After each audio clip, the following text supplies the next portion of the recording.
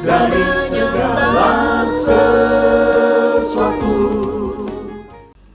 Segala usahanya berhasil. Semuanya dilakukannya dengan segenap hati sehingga segala usahanya berhasil.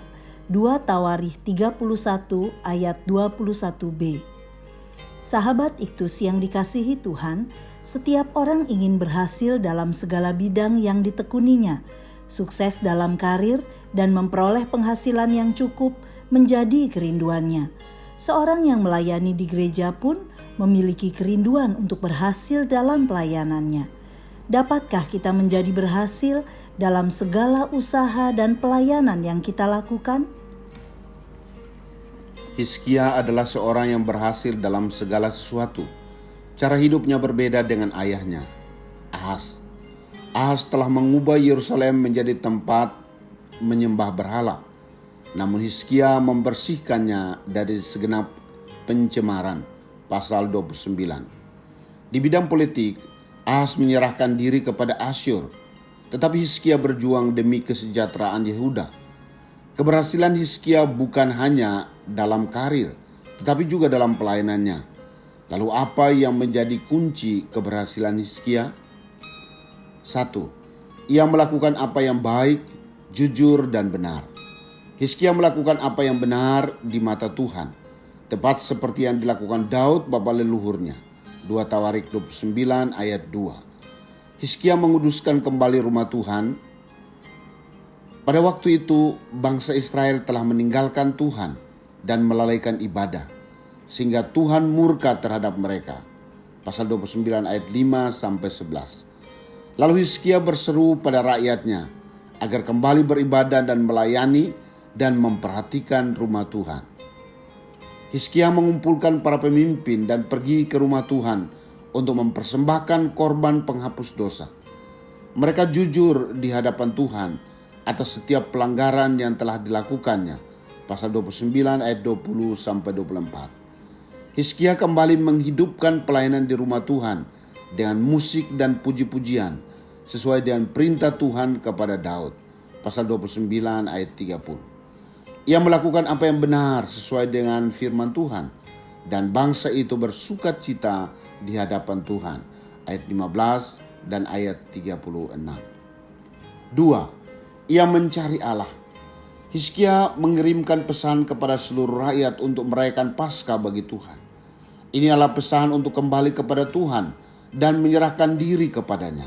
Pasal 30 ayat 6 dan ayat 8. Hizkia berdoa demikian, Tuhan yang baik itu kiranya mengadakan pendamaian bagi semua orang yang sungguh-sungguh berhasrat mencari Allah. Pasal 30 ayat 18. Tuhan mendengar Hizkia dan membiarkan bangsa itu selamat. Pengalaman Raja Hizkia dalam 2 Tawarikh 32 dapat menjadi bukti komitmennya untuk mencari Allah.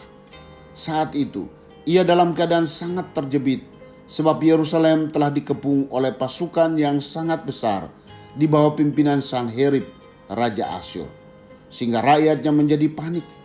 Tetapi Hizkia bersama Nabi Yesaya bin Amos berdoa dan berseru kepada Tuhan. Lalu Tuhan menyelamatkan bangsa itu serta mengaruniakan keamanan. 3. Ia melakukannya dengan segenap hati. Hizkia mengatur sumbangan untuk para imam dan orang Lewi. Pasal 31. Dalam hal ini Hizkia memberi teladan kepada seluruh rakyatnya, memberi dari harta miliknya dengan sukarela untuk korban bakaran. Ia memerintahkan penduduk Yerusalem untuk memperhatikan bagian imam dan orang-orang Lewi agar mereka dapat mencurahkan tenaganya dalam pelayanan di rumah Tuhan. Seluruh rakyat meneladani apa yang telah dilakukan oleh Hizkia.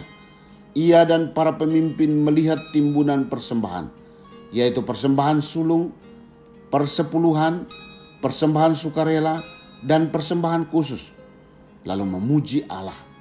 Hizkia mengelola pemberian persembahan dengan teratur. Semuanya itu dilakukan dengan segenap hati, sehingga Tuhan berkenan dan memberkati bangsa itu.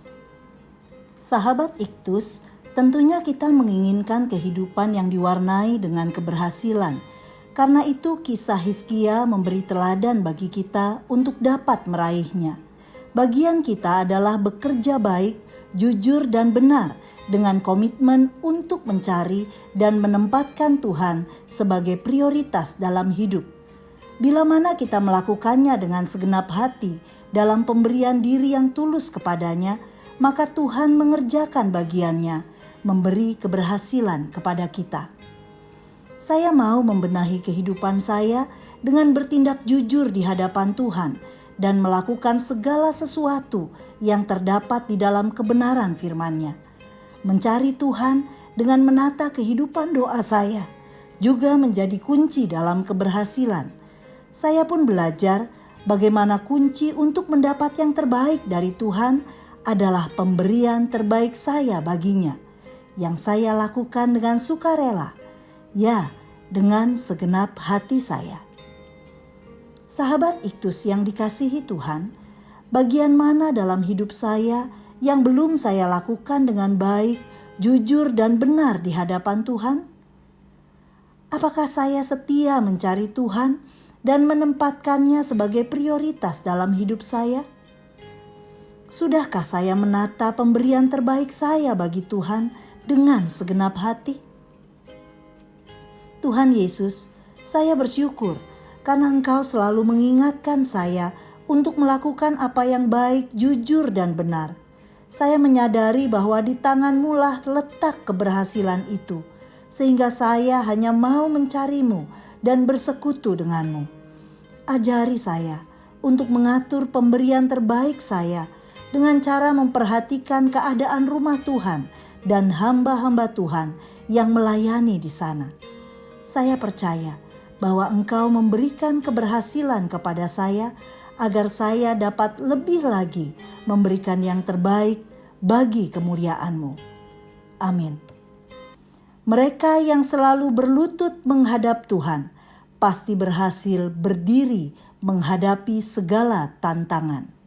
Kristuslah yang harus ku beritakan hingga datangmu